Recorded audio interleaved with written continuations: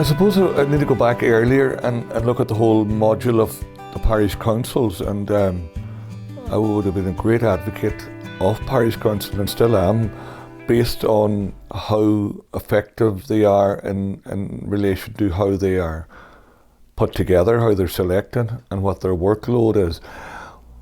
We went way back in the 90s and we actually got, under a summer student scheme of those years, we got actually two groups of students who did surveys of the parish about 5-6 years apart. But at the time what they did is they went out and they split the parish up into wards, and then they got each household to nominate somebody in that ward. But also they set up a questionnaire at the time, and they got people to respond to the questionnaire, and then they drew up a chart of the concerns, and they presented that to the new parish council. Now, the new parish council was made up then of the two nominees from each ward, but also all the relevant community groups in the parish, whether it's St Vincent de Paul or the ICA or whatever. They were all on board as well, so you get a very good, strong representation. We did that on 2 occasions, but that's only effective and good if it's continued at that level.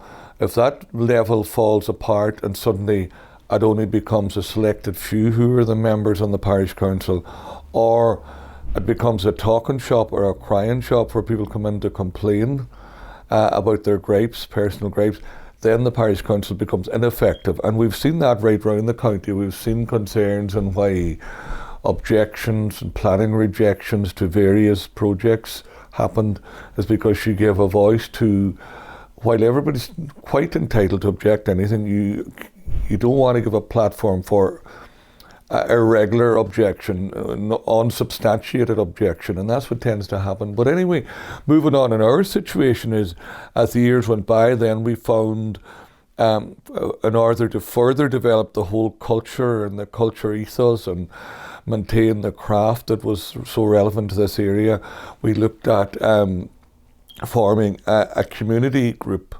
Now, one of the weaknesses anybody who's in community groups will find is that if you're not registered, if you don't have sets of accounts, and if you don't have a tax number, it's sometimes hard to get the assistance of grants from any state body. It's part of the process these days. So we, in the early 90s, then formed a separate entity, as opposed to coming from the old parish council. We formed Awake Tourism, which is our draw, weaving and knitting association. I think that was the name, what it meant at the time. I'm not too sure, but we always call it Awake anyway. But the thing is, Awake then came into being, and it's a sort of, it has article memorandums. It's totally legitimate company with sets of accounts each year that are presented to the company's office. And in that, the articles and memorandums will define what the group should do, and it's very, very open in what we should do. And it was to develop tourism at every level, develop business at every level, and develop community spirit at every level. And that's very much what we have done. We've tried to involve as many community groups as possible on the board. The board would be fairly well representative of people of various bodies. Obviously not everybody can get on board, but the board would have a very good representation of the people who actively do works within our community. And with that in mind, then we sort of tried to keep a reasonably good monitor on what activities take place. For instance, in our draw, we have something like about 12 festivals. But of the festivals, they're fairly well coordinated. We kind of sort of identified in our early days that small rural regions will not survive if they don't have some sort of an impetus or some sort of an increase in volume of people coming into their community to buy the wares and the clothes and the knitwear, and also to socialise. And with that in mind, we would have the festivals, and that's where the festivals are. Sort of there's one nearly every month to give at least one weekend a month a boost to the area. we have every group who advises us of what's happening in the community, what they're thinking of doing, and that is given a coordinated plan to the community to give a sort of, to reduce the overlapping and to ensure that everybody's singing out of the one hymn sheet. Not always easy to do, but we seem to be doing okay in that. It's difficult in rural Ireland at the moment. Every rural town is suffering. It's only the big towns that are probably doing quite well, and maybe there's too much of a focus in Dublin, but hopefully it will spread further out. But certainly the Minister's initiative, I'm very impressed by it, and we certainly as a community will be very, very, very focused on trying to regenerate our town, and we're working with them on that at the moment. We're working with the council. Awake tourism is very much based on community united, working together under the one umbrella in the better interest of the community. That's at all levels: community spirit, tourism, industrial, and any other way that we can help our community, we're there to do it. And Ardra is probably, not just because I live in it myself, we're probably a good enough example of it working fairly well. And like I never had a problem when people said to me, oh God, the buildings are starting to look very bad in the middle of Ardra. Every town has a renewal period. It has a renewal period through end of life because people pass on. Their buildings are left there for a period. Trying to get probate and these things sorted takes up to 2 and 3 years, sometimes and longer, with the result that properties can be lying. Then they have to be sold, they have to be bought over by somebody else. So, you're talking about a 5-year programme a lot of the time. Now, we're quite happy that, 2 years ago we had a lot more buildings that needed refurbishment, renewal. They're happening there now. We had a new hairdresser opened there last week, and 2 months before that we had a new catering bed and breakfast house opened up. 2 months before that we had the bank being replaced by the credit union. We had Verve coming into the town. So there's a lot of things there, but there is a centrepiece now that we want to work on, and we're going to work with Paul Kelly on doing that. We're also working at walkways along the river, whereby we'd be fit to do, the model for us all is probably Westport, and we're looking at that sort of idea of having the walkways along the river. And then, of course, our big flagship is the distillery.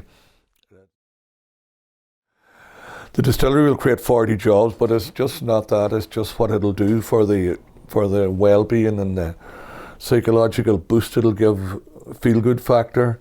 It's a brilliant tourism product. I talked to somebody that was in Glenfiddich, Malt, and they were saying they got up at 170, 180,000 visitors a year. Look, if we get any numbers in that, anyway, close to half of that numbers, we'd be very happy. It'll also create that buzz that as an auctioneer, I find it already, people asking me about property. So all of those things will make us a very buoyant town again. But also the fact that we had no objections is quite amazing in this day and age. Major project, major development, but the community spirit was such that while everything was complied with by whatever regulations that had to be complied with, they were complied with, but there wasn't a negative objection that tends to happen too often in Ireland, sadly, these days. So we didn't have any of that. We had all positivity. We had open meetings with the community. We went round all the residents of the area that were anyway attached and told them initially before any planning was considered, and it's proved it's worked. And now we're in a good position now, hopefully in the next couple of weeks that we'll be hearing an announcement on that. But what that'll do for us, again, it was the community spirit of sort of coming together, deciding how we approach this, what is the best approach, and the result is there, hopefully, in the next couple of weeks.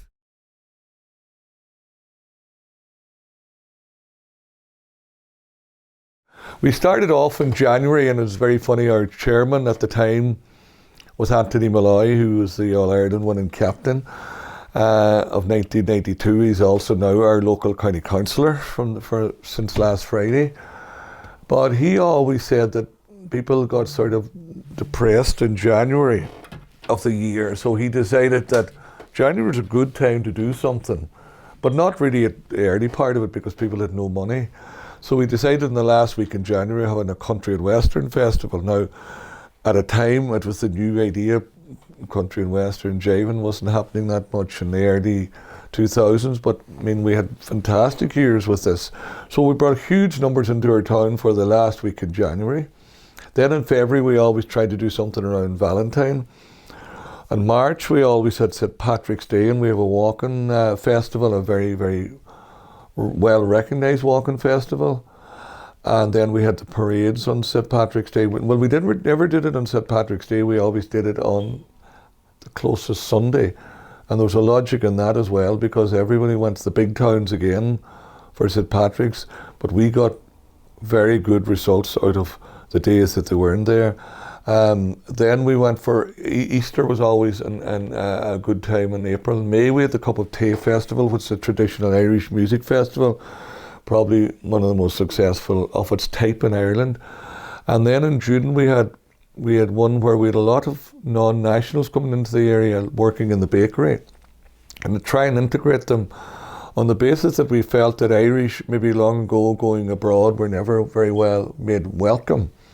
We thought we'll welcome these people, so we had a festival called the Melting Pot Festival, where we brought in all the cultures from Hungary and Poland and all the different countries that have come here to work in the bakery, and we sort of had a weekend of their type of music, their type of drink, their type of food.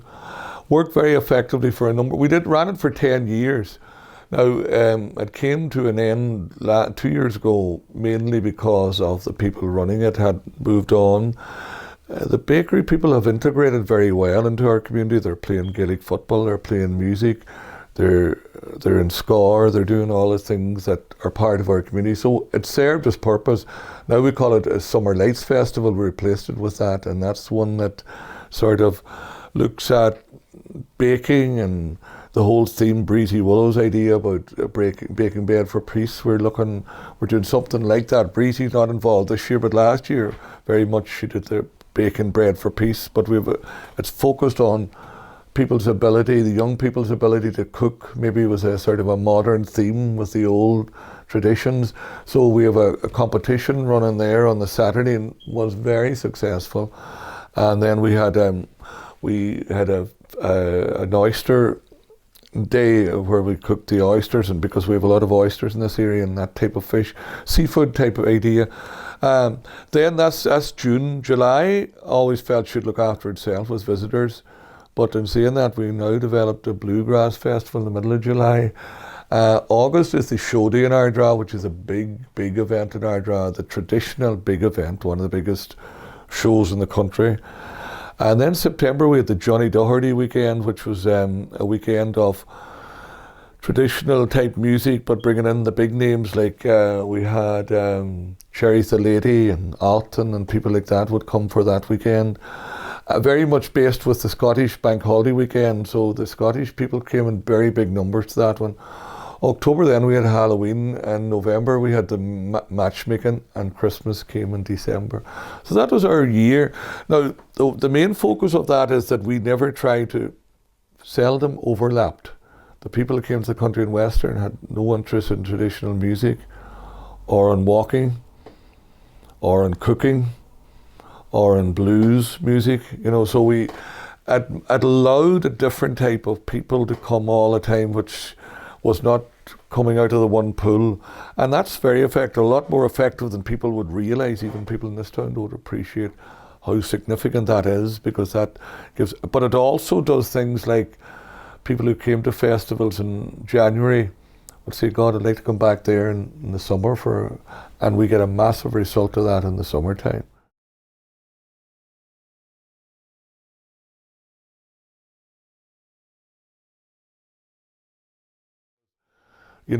Every market is different, of course. I mean, the Europeans are fantastic market for catering, for bed and breakfast, but they're not really much good for drinking. They're not like the Irish and the English, who are very good from a pub point of view. They really do like to have a drink. The Europeans don't really, but they're very good. And another, they leave your house spotless. You never have to worry about any damage done. They're fantastic people in that respect. So there's a value in everybody that comes, and it's important everybody's appreciated. And that's the way it is, really, you know. And that's the way we see it all the time.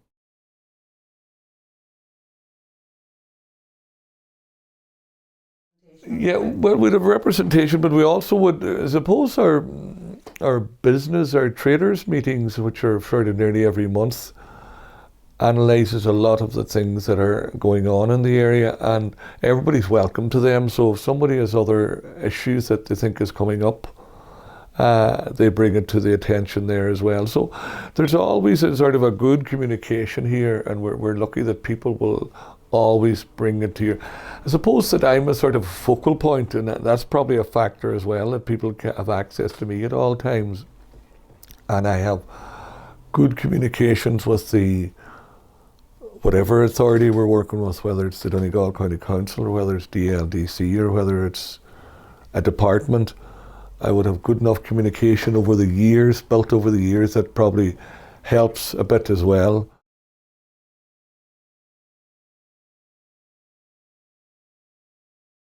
Well, our big project now is that we want to see the distillery develop. We see a massive tour. Like, I would have been a serious, strong advocate that the distillery should have been built in Carrick beside Slieve League. It was the perfect place for it. Everything was right about it. You came down the mountain from climbing Slieve League and you had the distillery at the bottom. The opportunities that were being made available by the proposers in relation to having a helicopter pad there for the community in there, that if anybody got sick, there was a helipad available to take them out of a periphery area. I was so strong, and as a community person in this area would have advocated very strongly that this was where the distillery should be. But sadly, because of problems in that area, it wasn't to be. So then the decision was that the sponsors, the main investors, had made a decision: we're getting out of Donegal. It's not a place to work, too much objection, too much problems. And then I sort of was, maybe when I was Donegal Person of the Year, where I'd sort of met the proposers and they had told me their concern, and I said, look, please stick with it. But then they told me they were moving to another county where they'd been offered all the facilities they wanted. I thought, geez, we can't let it leave Donegal. So then, this is where the community spirit came in again. They came here, looked at it, found the people warm and welcoming, and then decided, but where are we going to get a field that would suit, or a facility, a site? And then a very good friend of mine who came along, who absolutely went out on a limb to create the environment and the facility for certainly no personal gain, absolutely a major loss in my opinion, but decided, I want this for the well-being of the future of my children and the community, and made a fantastic site available. And that's where we're at here today, and that's why the proposers are very thankful, and that's what makes Ardra. It's that, again, in another way, it's the community spirit of people working to get the best result. The distillery will be major because I think it actually will link in now very well with Slieve League, because I think the circle would be people who are staying in Donegal or Bundoran and will come into Slieve League, will come round then by Ardra into back to Donegal or Letterkenny or wherever they may be going. So it's going to be a strategic point on the tourism trail. The fact that I'm very thankful for the County Council officials, and particularly Paul Kelly and Frank Sweeney and Liam Ward and these guys that are really great help to us, to me in particular. They want to see a renewal, so in this town, rapid renewal scheme.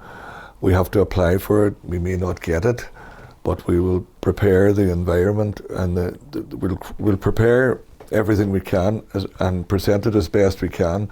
And then with that, I want to sort of develop a town park, a walkway up along the river, a walkway across the river to the distillery, and the distillery people are going to make available almost 2 acres of land for a town park, for maybe tennis court, maybe outdoor bowling, maybe walkways, maybe seating area. So that's all part of the application for their planning.